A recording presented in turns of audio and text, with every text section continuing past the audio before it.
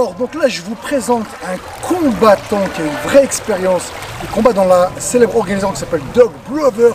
Je vous présente Charles Zuger. C'est good, hein? Sugar. Moi, la prononciation, c'est pas top. Donc en fait, pourquoi j'ai fait appel à lui? Parce que lui, il a une vraie expérience de combat. Et quand je lui ai posé la question, il m'a dit, moi, j'ai 5 angles. Pourquoi? Très très simple. Et vous savez très bien que ce que j'en pense, dès que c'est compliqué, ça marche plus dans la réalité. Donc on va se contenter, donc il va vous apprendre comment utiliser, alors là c'est un stick, mais vous pouvez prendre un manche à balai, ça peut être après une matraque télescopique, bon une batte de baseball serait un peu plus lourd, mais voilà un bâton, vous aurez de quoi faire. Restez avec nous, c'est parti, c'est maintenant. Alors, déjà il prend le bâton, ok on prend le bâton déjà comme ça on peut se servir du pommeau pour frapper. Angle 1, you want to come forward and down.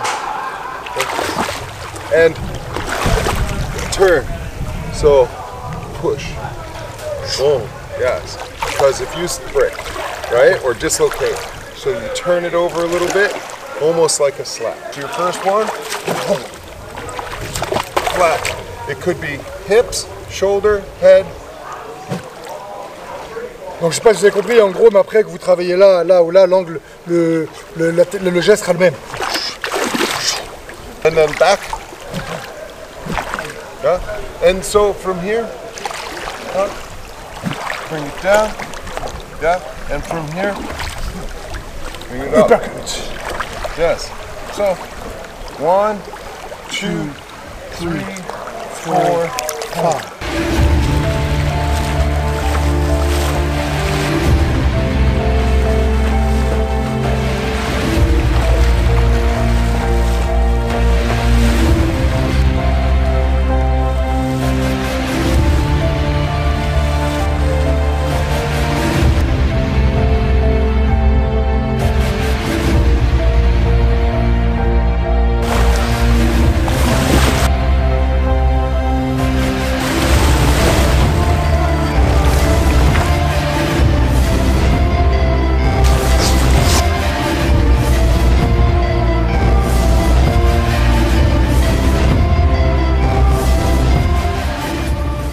Alors, ce que je n'ai pas expliqué tout à l'heure, vous m'en excuserez, mais quand il fait des combats, ils ont juste un casque, des gants, et en fait, ils prennent vraiment des impacts, ce qui fait qu'ils ont des gros hématomes.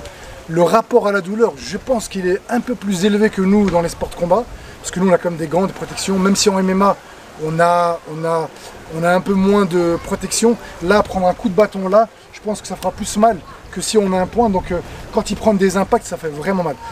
Donc, faut avoir des grosses cojones pour aller combattre en Dog Brother. C'est comme ça, Dog Brother. I'm a good speak English. Je parle très bien anglais, les gars. Là, c'est le fils du père fondateur d'un système qu'on appelle le Red Palintawak traditionnel. C'est son père qui l'a conçu, donc c'est pas n'importe qui. Et il va vous apprendre à manier le bâton, comment utiliser. Alors ça, c'est bien. Bah déjà, s'ils sont plusieurs, vous avez la possibilité de prendre ça. Ça peut être aussi quand vous serez plus vieux, vous aurez moins de vitesse, moins de punch, et que vous avez une canne, un bâton, une matraque télescopique, tout ça, bah voilà, vous pourrez apprendre à vous défendre avec ça.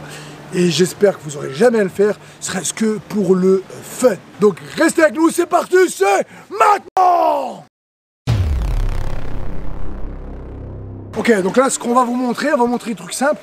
Il va m'attaquer, et je vais essayer de bloquer, on vous montre comment on bloque, parce qu'il y a une manière de bloquer.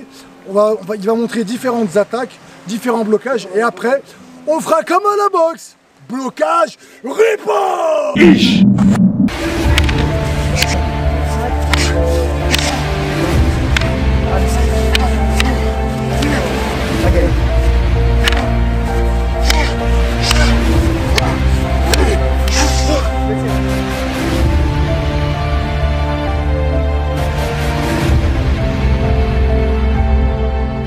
Donc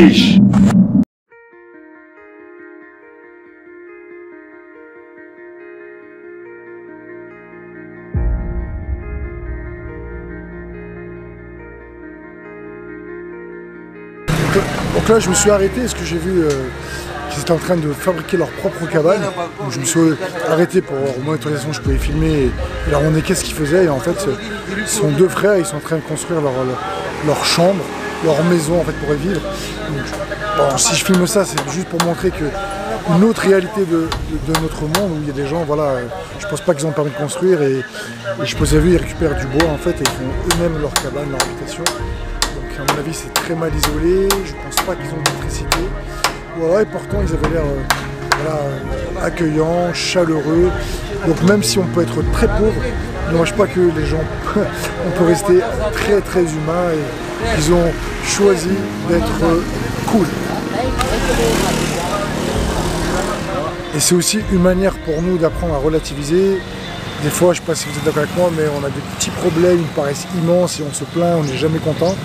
Alors qu'en fait, il n'y a pas lieu de paniquer, il n'y a pas lieu de ne pas être content. Ouais, on a des problèmes, on en aura toujours, mais apprendre à relativiser, à voir le côté positif, ce qui est vraiment, vraiment, vraiment important pour être heureux, parce que votre bonheur dépend de la qualité de vos pensées. Voilà, en gros, apprendre à être reconnaissant, je ne sais pas si vous croyez en Dieu, mais être reconnaissant vis-à-vis de Dieu pour tout ce qu'il vous a donné et pour tout ce que vous possédez, plutôt que de se focaliser sur ce qui vous manque.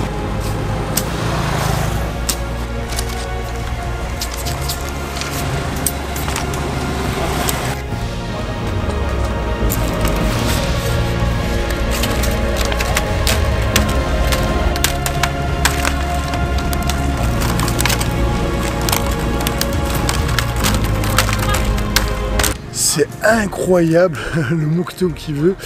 Là je suis tombé, donc je me suis arrêté, je m'en ai autorisation toujours pareil, hein, si on peut filmer avec un sourire. Et bon, les Philippins ils sont très gentils, même je dirais qu'ils aiment bien qu'on les filme.